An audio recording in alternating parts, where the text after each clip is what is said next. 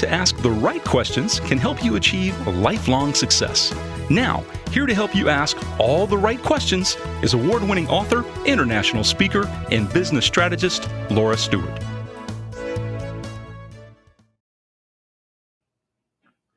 Good morning, afternoon, and evening, everyone, and welcome to the show, a show that I haven't done in close to a month because I've had COVID and a secondary infection that almost went into pneumonia. But there is no way that I could cancel today's show that I am doing live right now, because the man that I am interviewing today is somebody so near and dear to my heart, somebody that every single thing he writes, I devour, and I forget to go to the bathroom until I have finished the book.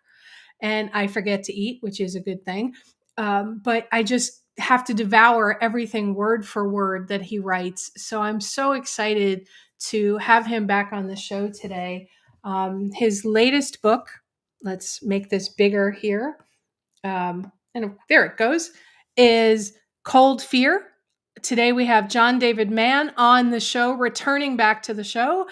He and Brandon Webb wrote this amazing book, the second book in a series, and a third book is forthcoming. Let me bring John on to the camera, my dear friend. I am so sorry about the the whole no going to the bathroom and no eating and no sleeping and no breathing, and you probably got all these infections because of me. Well, it's so funny because there are very few books that I do that with, right? It's the books that are so incredible that you get sucked into the world so Yeah. deeply. And your comment, I know you're joking about not breathing, but it kind of happens. You almost can't breathe at moments in Cold Fear, because it's like, but what's going to happen? What's going to happen? No, what? Oh, I can't believe it. Oh my God. Right. So yeah, that's basically what was going through my head the entire time. And I can't believe that didn't trigger a coughing fit, by the way. Good for you. It's your books. I mean, from The Go-Giver to all the Go-Giver books to all the books you've written with Brandon Webb, The Red Circle, Mastering Fear, all of the books about Brandon and Sniper School and all of that stuff, just have always riveted me and kept me on the edge of the seat. And then to have fiction books from you, which prior to Steel Fear, the first book with Finn, the wonderful character, you'd never written fiction like this before. I mean, John, you're just amazing. Well, it's certain. I'll say this: it sure is fun. It sure is fun to write. I've really been enjoying. I didn't know how much I wanted to write novels until I wrote my first one. I didn't. My wife knew. Anna was saying for years, "You should write novels. You'd be great at writing novels. This would be really. You'd be a great fit for for novelizing." And I was always like, yeah. I mean, I appreciate the vote of confidence, but I don't see it. But oh my God, Laura, when I got waist deep into the first book, Steel Fear. Steel Fear, by the way, just came out in paperback. Anybody who missed the first book, it's now out. You can stick it in your back pocket, convenient beach read format. Just find it at Which Walmart, that Target. book, oh my God, that book, I just, it was another one of those ones where I couldn't stop, right? I just Well, had to keep going. you talk about being immersed in the environment, or being immersed in the space of the book, and that's kind of evolved as part of the formula. I hate to use the word formula. It's part of the recipe for these books, for this Finn series. There's really, and this, there's really there's kind of like three dimensions to the book. And this took a while to discover in the process of writing Steel Fear. There's the plot, right? There's what's going on. And it's a thriller. So that has to be propulsive and also puzzling, and a thriller has extremely demanding requirements for the writer, more so than any other book. Now, parables, and you know this about me, I love writing parables, and parables are really hard to write. It's an extremely demanding format also. Parables, very stripped down, very simple, fairly short. There's a dearth of detail, you don't learn much about the characters at all. Typically, there's not a lot of what you'd call character development in the normal sense, like in a great film or in a novel. And yet, you got to have a whole drama happen within a nutshell in a parable. So that's demanding. But man, I thought I knew demanding. I didn't know demanding until I wrote that first novel, Still Fear. Oh my Lord! So 400 pages or more, and you can't let the tension drop for a second. You can't let the mystery drop for a moment. You can't break the fourth wall, so to speak. You have to have that thing turning the page, turning the page, turning the page, turning the page, turning the page, and that's, as a writer, very demanding. For the first book, we talked about this. Maybe we talked about this. No, we missed it last year because we both went through surgeries last year. So the first book, Steel Fear, when I finished the first draft, I sent it to a writing consultant, story consultant, and paid for her to do a full summary, a full critique of the manuscript. It's before I gave it to our agent, before we even talked to publishers.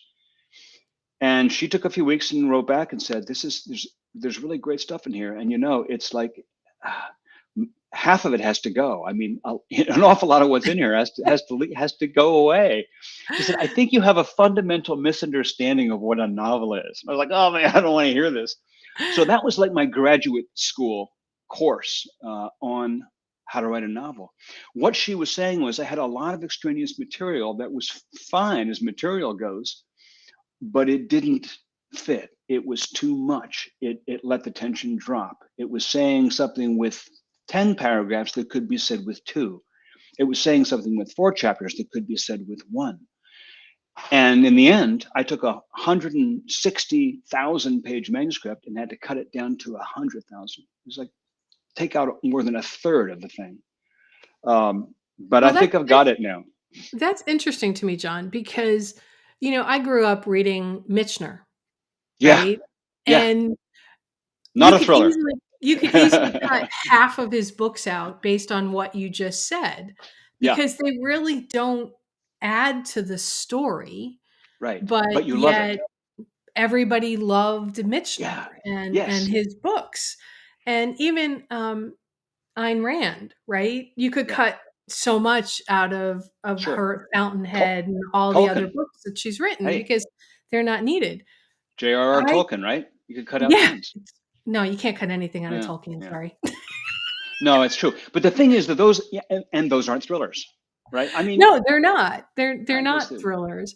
Now, I want to read the brief summary for anybody who has not read Steel Fear or Cold Fear yet, which is out today. It is launch day, and I'm honored to always have you on launch day.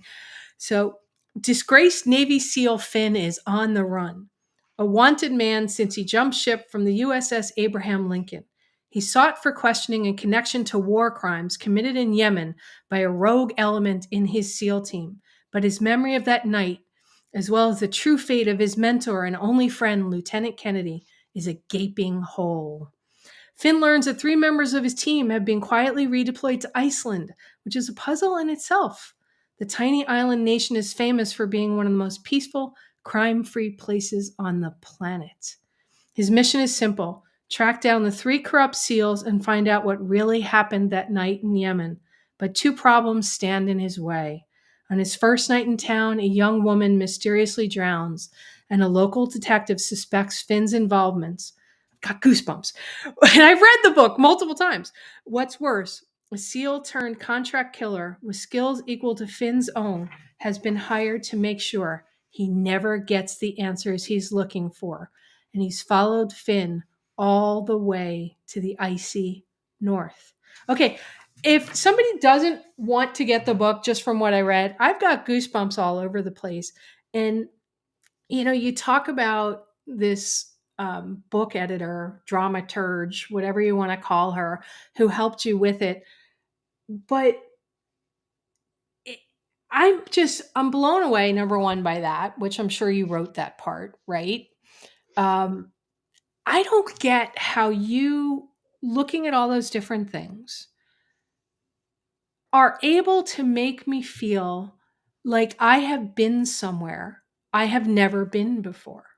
Yeah. I've never been to Iceland. I don't know what is real of what you described in Iceland and what is not real, but I want to go to Iceland now, Well, not with any of the crazy stuff. I'll give you a spoiler alert on that. It's pretty much all real. I mean, Okay.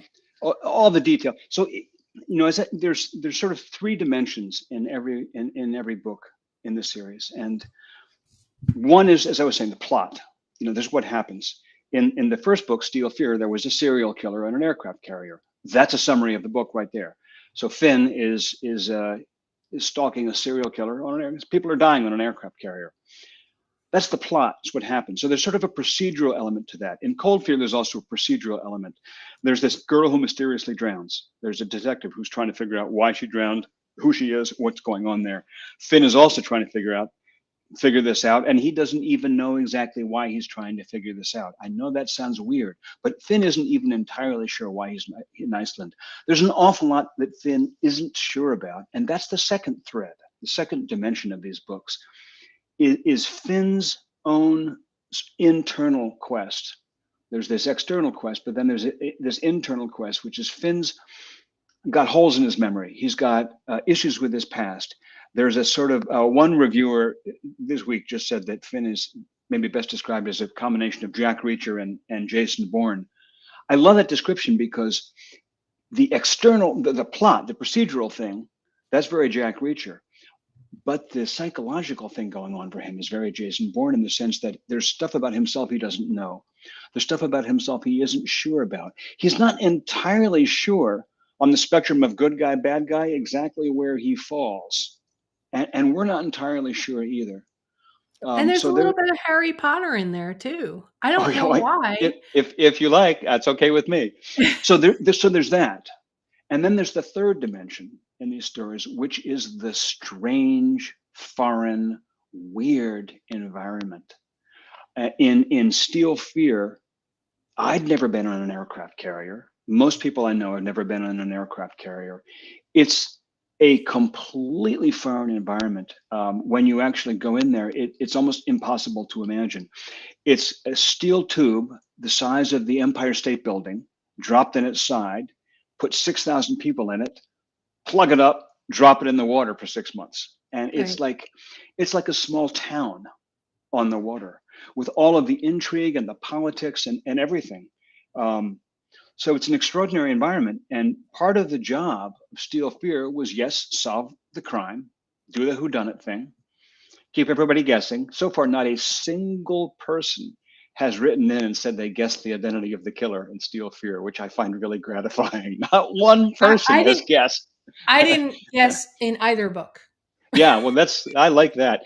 Then there's the whole internal quest that Finn's going through, and you have to that has an arc to it. But then there's this weird environment, and one of the goals of Steel Fear was to make you feel at the end like you knew what life was like on an aircraft carrier. In Cold Fear, there's nothing really military about this book. It's takes place in Reykjavik, which is the northernmost capital city on the planet, the capital of Iceland, which is a strange place. It's a place that when I started writing Cold Fear, I didn't even really know exactly where it was on the map. So I had to learn everything about it from the ground up. And there is so much to know. They call it the land of fire and ice. It is situated on the top of the highest mountain peak of an undersea mountain range, longest mountain range on Earth. It's the Mid-Atlantic Ridge. And it's a volcanic mountain. So it literally sits on the tip of a volcanic fissure. My friend Brandon, my co-author, the Navy SEAL, had been to Iceland. He'd taken a couple days trip there during the Christmas break. And so he'd been there in winter where the story is set. And he went diving in a place at the head of Lake Thingvallavatn, which you visit at the end of Cold Fear. That's And the he place went. where you can touch two continents, right? That's the place where he said you could reach. He reached out his hands and he could touch with each hand the continental plate supporting Eurasia and the continental plate supporting North America. It's the only place on the planet Earth where you can touch two continents at once.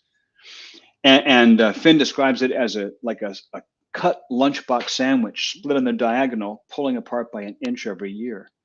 And so this pulling apart every year on top of volcano means that Iceland is a land of volcanoes and earthquakes and glaciers, and it's just extraordinary. It has the highest literacy rate in the world, higher than US, higher than anywhere else in Europe. It had the first female head of state of any nation on Earth. It has the oldest functioning parliamentary democracy on Earth. It has the oldest written books that we know of from which Norse mythology and all of the rich vein of popular fiction and fantasy fiction these days based on Norse mythology, all that comes from Iceland. I mean, and there's Denmark and Norway and Greenland and blah, blah, Right. blah. But Iceland is like this font of civilization in so many ways, and hardly anybody knows anything about it. It's so fascinating. So that was a big job. All you really hear about Iceland is the Northern Lights Yeah. and the hot springs, and it's really cold. And which actually, it actually isn't as cold as everybody thinks. It is in the book because they're in a cold spell, and that does happen. But yeah, people know Bjork, and people know that there was a big volcano a couple of years ago that nobody can pronounce. And in the back of the book, I tell you how to pronounce it. So now you're all set. So how did you gather all the information about Iceland? I know that you go on searches to find somebody, but I don't think a lot of my listeners really understand the work that goes into building a book like this, that the place is such a significant part of the plot to it. The place is a character. The place is a character. There's a point in the story where Finn is he's following somebody, and he's also being followed. So he tries to lose himself in a crowd, and the crowd he loses himself in is this little tour group. So he sort of disguises himself as a tourist, and he's being wafted around the city in this tour group. And at one point, they walk by a hot dog stand. They all sample the hot dogs, and the tour guide tells them that it's Bill Clinton had a hot dog once there, and had it. I think this is still in the book. Bill Clinton had a hot dog there with and just stunned everybody by having only mustard on it. And ever since then, people like to eat hot dogs from that stand with only mustard. Well, that's a true detail. That actually happened. And the little weird little details like that are throughout the book. They're all factual.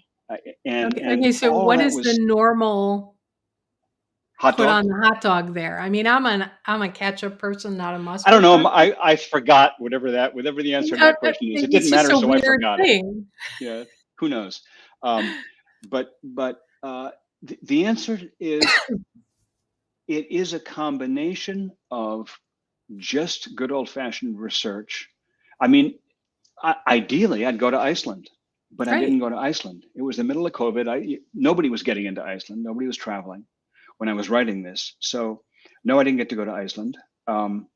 I wrote most of Steel Fear before I ever set foot on the Abraham Lincoln, which I did eventually get to do, and that was really helpful. But I didn't get to go to Iceland in this one. Google, Wikipedia. I read. There's a wonderful crime novelist called Arnaldur. They just use first names in Iceland. Arnaldur Indridason is his. We would call it a surname. It's not really. It's a patronym. But anyway, Arnaldur is the premier novelist in Iceland, and I dipped into one of his books just to get a flavor of Iceland. And after dipping into one of his books, I read everything he wrote. I couldn't stop. He's amazing. It was extraordinary. And from Arnaldur, I got the some facts, details, little things about Iceland, a small amount, maybe 5% of what I ended up getting, but also the flavor of it, and also the feeling of the culture and the spirit of the nation. I read other bits of fiction from Iceland. I watched a movie that was shot in Iceland, of which there are many, because they're just for the James Bond films with Iceland shots because they're so scenic. But I found a movie that was shot all through Reykjavik and actually was in the city. But mostly I just delved and delved and delved and delved. I looked at lots of, I would ask Google a question, and how do they curse in Iceland? What do they have for breakfast in Iceland? What's the standard of living in Iceland? How many police are there on the on the police force in Iceland? I just, read and read and read and read and read.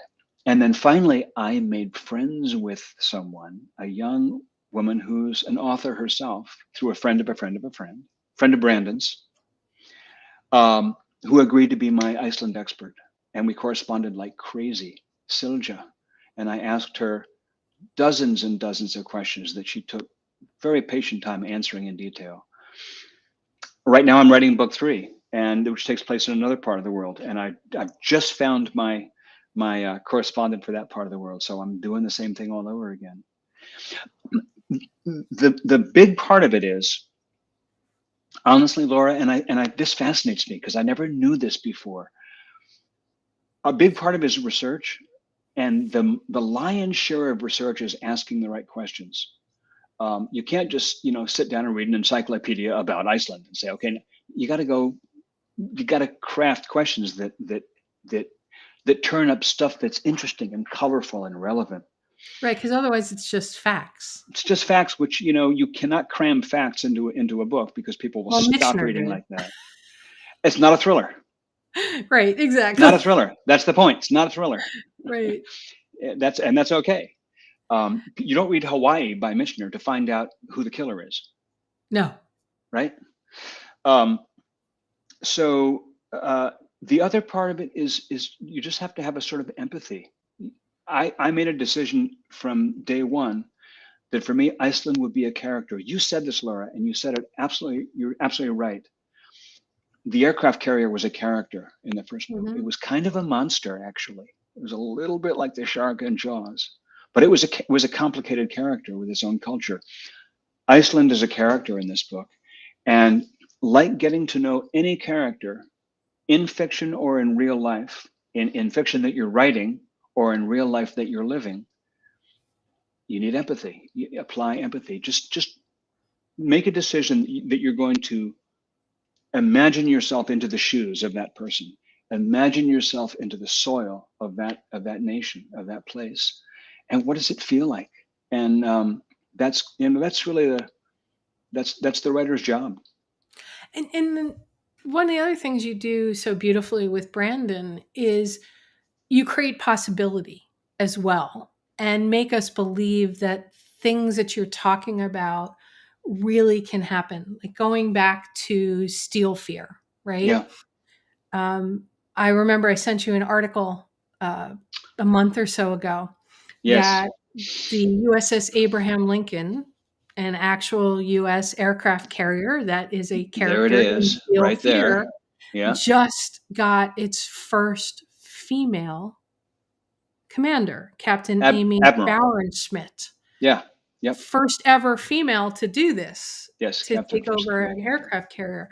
So I'm so curious to see what other things in such positive ways of a world that you have built in this book, Cold Fear, and in your next book are actually going to come true because you thought it potentially into existence in a positive way. It is strange. There's in Cold Fear. Yeah.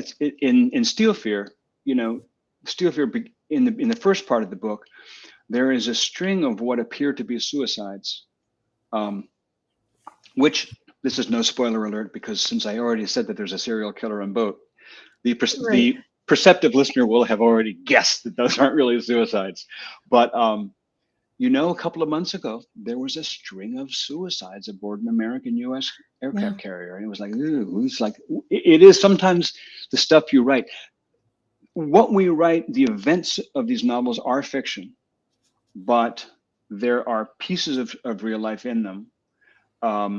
And the things that aren't real life, the things that didn't really happen, they all could. And I'll give you an example. One of the continuing threads through the whole book is that in the weeks just before Steel Fear begins, there was a mission that went terribly wrong in Yemen with Finn's SEAL platoon. And that is one of kind of the signal events that started this whole saga going, where a whole bunch of civilians were slaughtered by by, as it turns out, a sort of rogue band of SEALs. Yeah, you can't tell anymore. Don't spoil. Don't I won't say spoil. anymore, but you know what? Those kind of wartime atrocities happen. Yeah. They've been much in the news in the last couple of years. So there are things that happen in cold fear that haven't really happened, but they could. They could happen. Everything has to be feasible, or the book doesn't work. The story doesn't work. Right. That's how conspiracy series sort of get created, because there's some thread of possibility or truth Yeah. in them. Now, Brandon Webb, your co-author here, your partner in crime, who literally partner in crime and Now, thriller in this partner in particular crime fiction. former Navy SEAL, SEAL sniper, added mindfulness to sniper training school.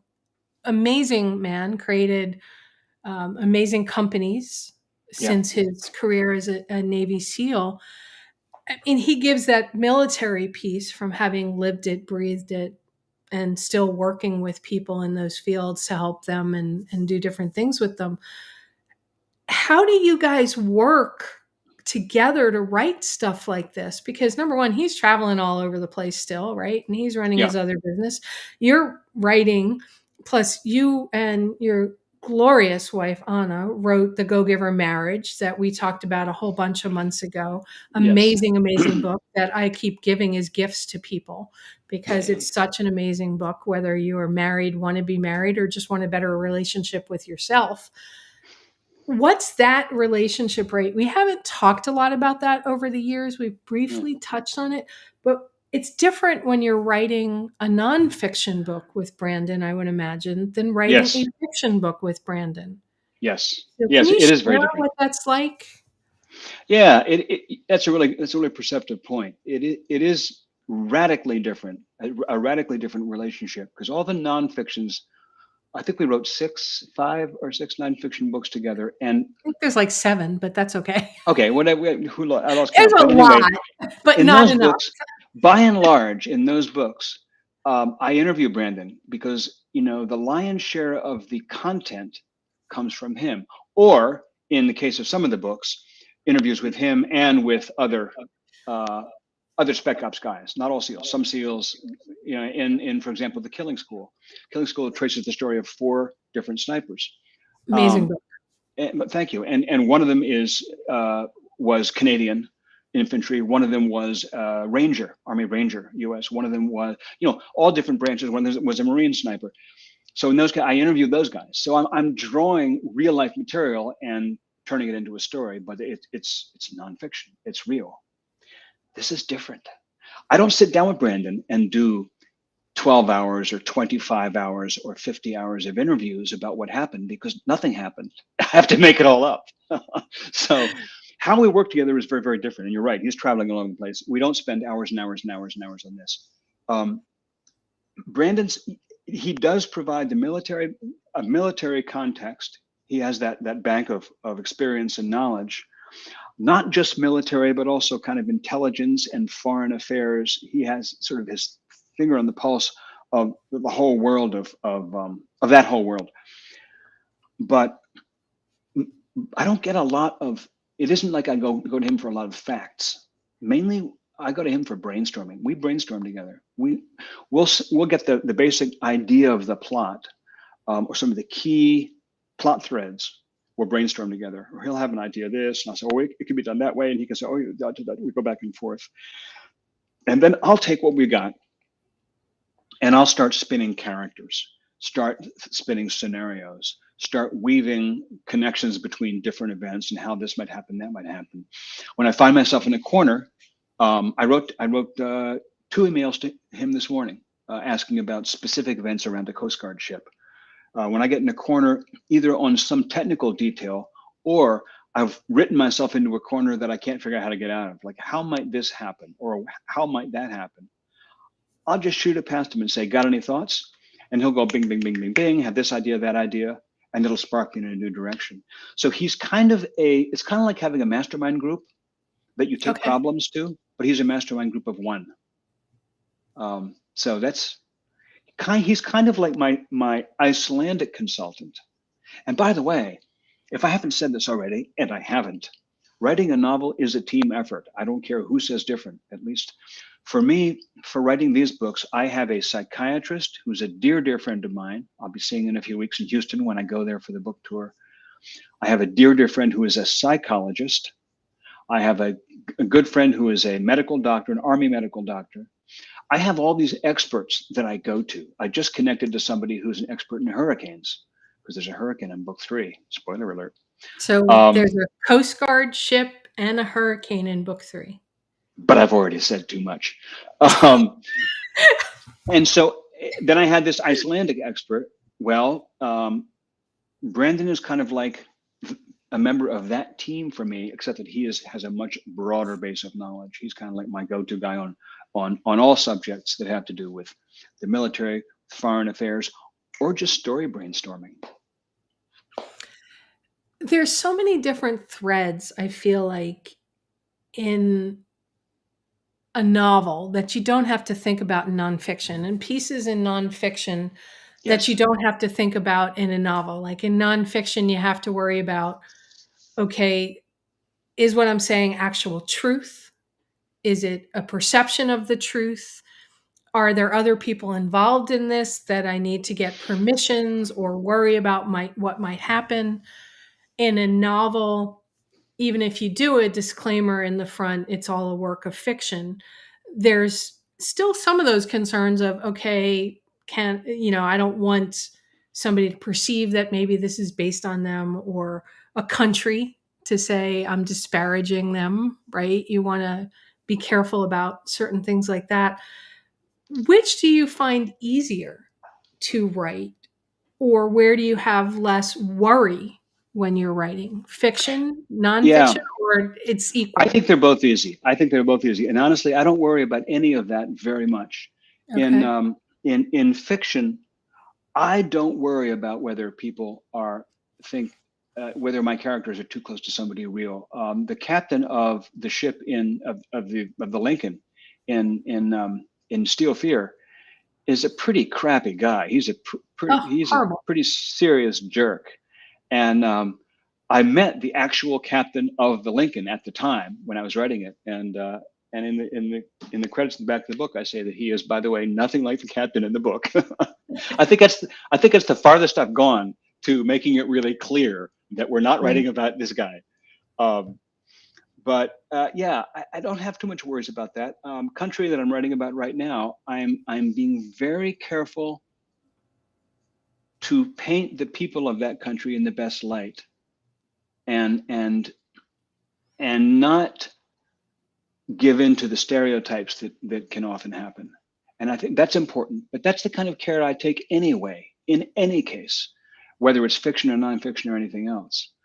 The only real times I've worried or been concerned have been issues of security and of military issues in some of the nonfiction, where we've actually had to have books cleared by the Department of Defense, and DoD clearance is just a major pain in the neck. We've had books where they've actually sent the manuscript back with a whole bunch of what do you call it when you do black marks of the whole thing? Oh, redacted. Yeah, thank you. Redacted, a whole bunch of stuff redacted. And the stuff they redacted was often really silly. It's like it's in the public domain. And there was stuff that we said in there that was a good deal more sensitive than that they didn't redact. So it has a pretty arbitrary feel to it. But I'm thrilled that we don't have to worry about that with fiction, which we don't. It's like, hey, it's fiction.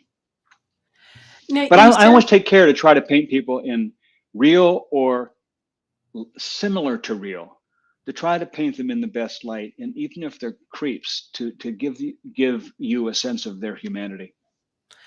Yeah, that's one of the things that I've noticed in both of these books. You mentioned Jack Reacher, Jason Bourne. Let's talk about those authors that wrote those books. They're famous for creating characters that you care about. I remember when I got divorced for the second time, and a friend said I needed to read the Jack Reacher books. And I said, why? I'd never read anything by the author before. And she said, because the bad guy always gets it really, really bad. And you care so much about the Jack Reacher character. You can see the coiled violence in them, but controlled with the intelligence. And I started reading them and I totally got it. And then literally went to the library, took the shelf off the library and just Yeah, dragged it home. Yeah, dragged the read. whole shelf home. Yeah. Yeah, with you, you know. And I remember when I was asked to interview another author who I thought was Brad Thor, but Mm. it wasn't. It was a different Brad. But in my head, it was Brad Thor, and I was so excited because I love everything Brad Thor has ever written, right? Ah, And then the weekend before the interview, this is back when I was in broadcast, I went, oh my God, it's not Brad Thor. I've never read anything this guy has written, but they sent me oops. his new book. So I went to the library, realized he had 2 shelves full of books. Brad Meltzer? No, it wasn't even Brad Meltzer. And I'm Some like, other Brad. it was another Brad. My So goodness. I ended up spending the 4 days Yeah. reading every single thing. Thank God I read really, really fast, back to back, Yikes. every single Wow. book he'd written. And I fell in love with Mm. his characters. That's the same thing I get with Finn and the characters you talk about in Steel Fear and in Cold Fear. And I'm looking forward to the 3rd book, which has no name as of this point, it's not like Voldemort, he who will not be named, but we're It not will be talking named. about the Yeah. name of the book at this point. The depth of the character, the human character versus the ancillary characters like the setting, the locations, because those are Yeah. so critical. I'd love to know, because like I know Brandon, not have not actually physically met Brandon, but many, many conversations with Brandon, and I've had him on my show. I compared him to Harry Potter, one of the first interviews I ever did with him, because he said his mom didn't want him doing it. She wished he was more like Harry Potter. And I felt like he was, because snipers are like Harry Potter, where you have to, it's not about killing somebody like James Bond. It's not about that final thing. It's about the intelligence gathering and Yeah. all this stuff that has to happen because you never want to pull the trigger, right? Yeah. Um, how did the Finn character really come about? And is he an amalgamation of Brandon and a lot of other characters? Or is Finn somebody you guys just completely made up? I've never asked you that. And I'm So so that's a curious. great question. That's a great question. And it really was a fun process. I can tell you exactly how it happened. So Brandon had the idea for Steel Fear, as you know. He had the basic plot idea like 25 years ago, back when he was in the Right. service in the early 90s, before he was even a SEAL, in fact. He was a rescue swimmer and sonar operator on a helicopter team. So he had this idea based on some events that happened on that aircraft carrier. And he'd done a little bit of writing. He'd written up some chapters. He had some drafts. He had like 12,000 words of a story idea that he'd done over the years. And he asked me about if I would be interested in working with him on this novel back in 2009. 10 years later, we finally got down to it. And I read what he'd written. What the story didn't have was a hero. It had a hero, but I didn't think it was a hero that could really carry the novel. It was actually Scott who stays in the novel as not a maverick, as a Mustang officer with one leg. You encounter him in the book, but he was the original hero. Said no. We need somebody more complicated, somebody darker, somebody with a more puzzling past. And so I spent like a year and a half dreaming about who would that be. And that was actually before we did any work on the novel, before we were even working at all on the novel. I was working on Finn. The original idea for him came from based on another character, a real person who'd had a traumatic event happen in his childhood, which is similar to what happened to Finn in his childhood. Not exactly identical, but similar. So there was that spark from real life. And then I have stuck on like pieces of clay stuck on a clay figurine, aspects of Brandon's life. I borrowed from Brandon's life Brandon grew up in his teens in the docks of Southern California, worked in a dive Right. boat. Well, so did Finn. Brandon was a rescue swimmer on an aircraft carrier before he was a SEAL. Well, so was Finn. Brandon had a really, really close friend, his best friend, Glenn Doherty, who was killed in Benghazi in that infamous event in 2012, I guess it was, I think. And Finn had his friend, Lieutenant Kennedy, and Kennedy's based on Glenn. So there are pieces of Finn's biography, Brandon's biography, which I know really well, almost as if it were my own, because of all the years of talking with him, talking through all these events that have happened to him. A lot of things that happened to Brandon. Well, yeah, we won't get into it, but there's a lot of things that I know that aren't even in the books we've written. Right. So that is a huge resource for me that I've drawn on to help round out Finn's character. But the core of Finn's character isn't anything like Brandon. The core of his character is this incredibly damaged boy who suffered terrible trauma as a child in an event that we learn about. And there's also more trauma that we haven't yet learned about, sort of trauma of neglect and trauma of other kinds of things that happened to him growing up that we'll learn as the books unfold. And he's struggling to find his own humanity, to really find his own, you can make it simple and say his own goodness. He's struggling to find his own humanity. He presents in book 1 in Steel Fear as somebody who doesn't seem to even have any feelings. Empathy, he says, it seems to be a muscle he was born without, or maybe it was severed at some point in childhood. You see a gradual change in Steel Fear, I once wrote, was all about leadership. Right. Cold Fear is kind of a parable about friendship. And you see him starting to recover pieces of himself, not only pieces of his memories, but also pieces of his humanity. And that's, somebody asked me a question a couple of weeks ago in an interview. They said, are the events of Steel Fear based on real life, or is this pure entertainment? He said, or is it pure escapism? And I was like, wait, those are my only two choices. I have never bought this idea that fiction is escape.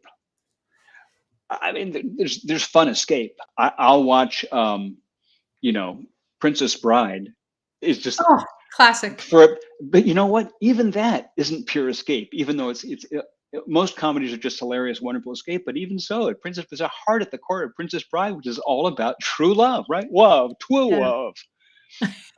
So the same for me is true about great fiction.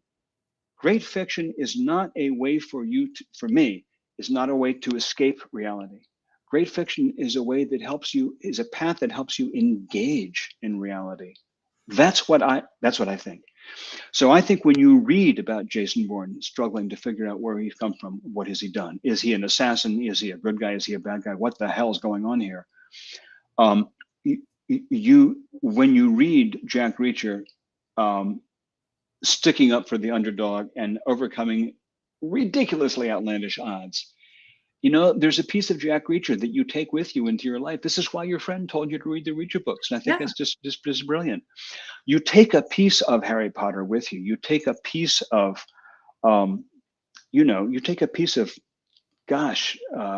anybody that you have the experience. There are characters in Cold Fear who, other than Finn, there are other characters that I guarantee when you finish the book, you will take away. The lead detective. Oh my God, I loved her character. Krista Kristjansdottir. Yeah, I wasn't going to try that. The reviewers have actually, every reviewer has singled her out as saying this is a character who could hold her own series. I fell in love with this. She's great. This like 50-something-year-old, kind of bitter. We assume she's single. We don't know much about her past, although we learn a little bit about the tragedy of her childhood. And she has the foulest mouth in the book. And, everybody who reads her loves her. You'll take a little bit of her passion, her incapacity to and refusal to understand random violence, wanton violence, there is something compassionate about her that just sticks with you. And that's, to me, that's one of the goals of great fiction, is to give you pieces of humanity that you take away with and make it part of your own and help you adapt to and cope with your own life and solve your own life problems more readily.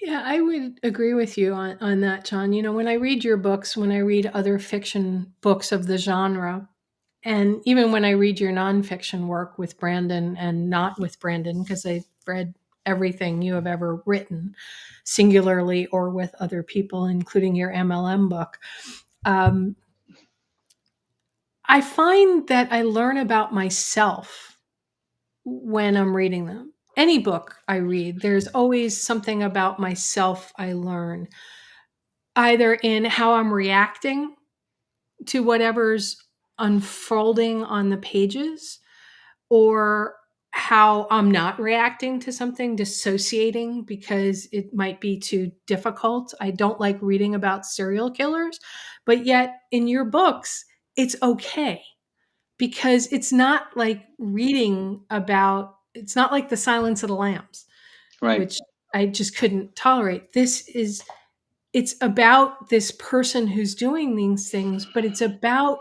humanity. It's about all the other people around it and what an individual could do to make a Yeah. difference. Yeah. And that, I think, is a true gift, John. And I know this is only your second fiction book, but to me, you have a gift for helping us explore the world and ourselves through the characters that you write. Hmm. And that is such a That's very beautiful sweet. thing to me. I That's so sweet. I so appreciate that, and I so appreciate that, especially because that's what I want to do. when For years I would think, when Brandon had first posed this question in 2009, you want to write this novel with me?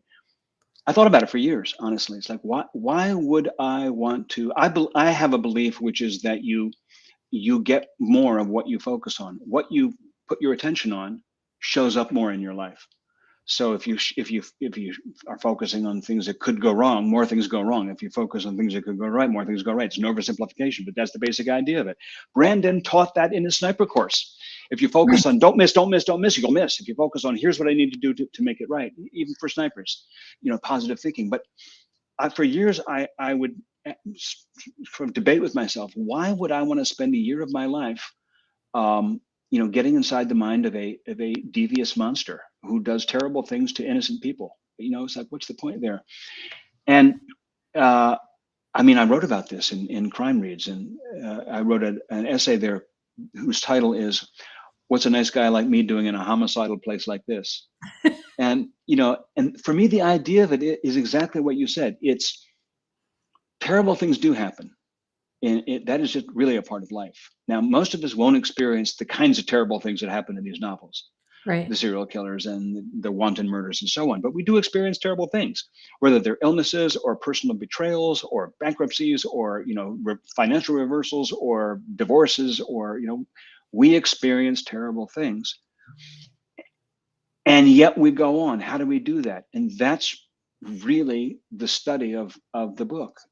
And anyway, so I appreciate the comment, and that's what we are pulling for Finn. Finn has not totally pulled himself out of the extremely difficult puzzle of his life by the end of Cold Fear, but he's gotten a good chunk closer.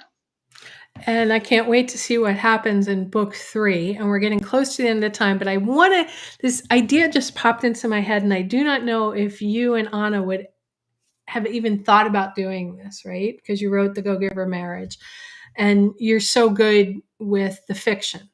Okay. Have you guys ever thought about writing not a romance novel, but you know how Barbara Taylor Bradford wrote A Woman of Substance and books like that? I could see you and Anna writing some amazing book about women and about, romance and about love and about life in a fiction book versus the parable of the go-giver marriage. I could totally see you guys doing something amazing in that genre. That's You really might not be interesting that you thinking say. about it. I'm just throwing it out there. Well, that's great that you would say that. I will say two things to that. One is I personally love writing strong female Yeah. characters. In Cold Fear, there's one, and really there's basically one strong female character in Steel Fear, Monica. Um, we have not seen the last of her, by the way. Oh, And yay. Cold Fear, there are not one, not two, but three really strong female characters. And one of them dies on page 5, and yet still somehow by the end she emerges as a hero. Um, Yes. all three of them But are we're not teasing. powerful. Well, we just No, teased. I teased, but that's okay. Um, just a tease, not a reveal. So all three are really strong characters. I'll also add this: Anna and I we do have a book idea, and it'll happen one of these years. Okay, cool. Cool. Now, tell everybody how they can get the book that released today. And you have a book tour, which I'm really excited you're going on. Unfortunately, I can't make any of them, but I wish I could. First book 'Cause tour. I would love to. We couldn't do it last year. There was too much going on with COVID. Too many stores Right. were still closed. But we're doing it this year. I'm thrilled. So And it's after not the just bookstore, virtual. This is no, it's live in in person. person, in bookstores, signing people's books with a real pen in our real hand. There's the website there. It's webandman.com. And on that site, you can buy the book you can buy signed copies of the book, no matter where you are in the country. You can buy copies signed by both Brandon and me. You can also find our book tour. And the first event of the book tour is tonight in Portland, Oregon. Second event is tomorrow in Manhattan. Third event is the next day in Coral Gables. I mean, we're going all over the country. I'm going to be in Texas, in Houston, and Dallas, and Waco. Going to be in Rhode Island. I'm going to be just south of Hartford, Connecticut. So yeah, we're going all over the country with a live book tour, which we're really excited to be able to do, to see readers and fans face to face and answer their questions and chat it up and sign books. So. And there's one virtual one, I think, that Brad Thor is interviewing the two Two. of you. We're Two? doing two virtual events. One with Brad Thor. Yeah, that is pretty exciting. So Brad and Brandon and myself in conversation through SoftRep, which is Brandon's media company. I don't recall the date of that, but it's on the site. And then we're also doing another virtual event through Warwick's in Southern California with Robert Crace, Oh, who wow. is That's the awesome. author of the Elvis Cole Joe Pike novels, which has an Right. enormous fan following. This guy, Robert Crace, he wrote for Hill Street Blues, man. He wrote for Miami Vice. I mean, I he's remember. crime writing royalty. Yeah, he's a very, both of these guys are just tremendously nice gentlemen. So we're doing virtual events with those two guys. Yeah, Brad Thor was the guy I thought I was interviewing, but it was Brad Right. Taylor I was interviewing, who I love and have interviewed Okay. multiple times. All But right. yeah, I'm excited to watch the interview with Brad Thor with you guys, and I hope everybody buys the book, John. I mean, hold up your physical copy because I only have the cover on my Kindle copy. They did a beautiful job with this book. They really did. They really did. Last thoughts that you want to share? There he is. Even the spine is Love it. lovely. I know, and I mean, you can't feel it in, on the Kindle in terms of how the book feels, but I'm such a tactile person. I actually had the early release you sent me so I could prep for the interview. You had sent me a PDF. I literally printed it out, all 400 plus pages. I Oh yeah, killed it's a pretty. tree printing it, but I needed to feel Good cause. like I was turning the pages of the book, Yeah. And there's something so special. So I encourage everybody to get the physical copy of the book or the Kindle copy if you prefer Kindle. And there's an audiobook version as The well. audio is stunning too. The reader is amazing. He's a really accomplished actor. Yeah. And that's how you'll know how to properly pronounce all the names in the book. That's right. That's right. Although I do give you a pronunciation guide back. You do, and it was really, really helpful. It was very, very helpful, and I always love reading your acknowledgments. I read the first 31 chapters of the book out loud on my Instagram account. You can go to my Instagram if you want. I'm just at John David Mann, and you'll find the first 31 chapters of the book. You'll even get to hear me struggle through some of the Icelandic words, as well as some German words, and a bunch of other things. So. Oh, I'm going to have to go up to your Instagram now and check that out. Last thought that you want to leave my listeners about writing, about this book, about the partnership, or really about anything, because I just love listening to you.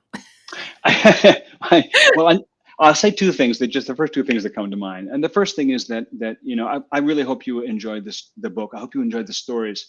That the story of Finn, it's like in a good TV series. In every season, there's a story that kind of resolves itself, right? The season's arc, but there's also a larger arc that doesn't resolve till the end of the entire series. And that's the case here. Every book has its own mystery that gets solved at the end of the book. You know what happened. But there are larger issues that don't get resolved at the end of the book. We get closer, but there's still so much missing. I don't know whether that's going to be 5 books, 6 books, 7 books, 10. I don't know how many books it's going to be. And I don't yet know all the pieces myself, although I do know some of them. But I can promise you that if you join us in this journey and stick with Finn is going to somehow come out of all this. As we all are, we're going to come out of this. We're going to come out of this okay. That's my intention. We'll see how it goes. And so I really appreciate every single person who reads these books, because without readers, there's no books. That is so true. And your books, everything, nonfiction and these 2 fiction books, are totally worth reading. So thank you for being with me, John, and for always doing launch day with me, because I know this is going to be another best-selling book. And I really hope this hits New York Times. I know you're already a New York Times best-selling author, but these books deserve to be New York Times, Wall Street Journal, USA Today best-selling books. They're that good. I devoured them. I forgot to go to the bathroom. I almost forgot to breathe. I was just like, but I need to know what happens. These books are a health threat. Yes. Yes. In a good way. In a good way. Yeah. So thank you for being here with me. It's a pleasure. Thank you. I love the tradition we have going here every year, launch day with Laura. So I love it. Sometimes twice a year, because you have other books. Right. It's really great. We'll do it again. I have 2 coming next year, so we'll do it twice next year. Oh, I can't wait. I love it. It's so great. And hold up Cold Fear one more time for those who are watching on video, so they can see the actual cover. Cold Fear, just so you know, paperback Steel Fear. Yes. Awesome. And it is a great beach read, really. Airplane read, beach read, boat read, whatever. It's in airport bookstores. I'm so happy to see that. Oh, that's so nice. I always get books at airport bookstores. Yeah. It's really great. Well, thank you again for being here with me. Thank you. And everybody, grab your copy of Cold Fear by Brandon Webb and John David Mann. I hope you enjoyed getting to talk to John today, to hear what he had to say about his writing process, about the partnership, about the characters and how he builds them. And I hope we've teased you to get a copy of this book. If you already have a copy, remember to rate it, review it up on Amazon, Barnes & Noble, wherever you got the books. Post on social media. These books are great, and your support always helps the authors that I have on the show. Comment on social media. John mentioned he's read part of the book up on his Instagram at John David Mann. If you're watching this on video, the website is listed on the video. If you are on podcast, top 3% globally for this show. So thank you for that year after year. Webbandmann.com. That's WEBBANDWAMANN.com. Webbandmann.com with 2 N's to get a copy of their book. I want to thank you all for being with me here. And I apologize that I have been off the mic for the last 4 weeks due to illness, and I'm hoping that I am back now. And I love all of your support and the notes you all sent to me saying, hey, are you okay? I'm okay. I'm coming back. Love you guys for listening. Love you all for commenting. Please go buy a copy of John's latest book, Cold Fear. It will keep you on the edge of your seats. Have a great day, everyone. And remember, the right questions can change your life. You've been listening to It's All About the Questions, starring Laura Stewart. Connect with Laura at it'sallaboutthequestions.com and download a free workbook that will help you ask better questions starting today.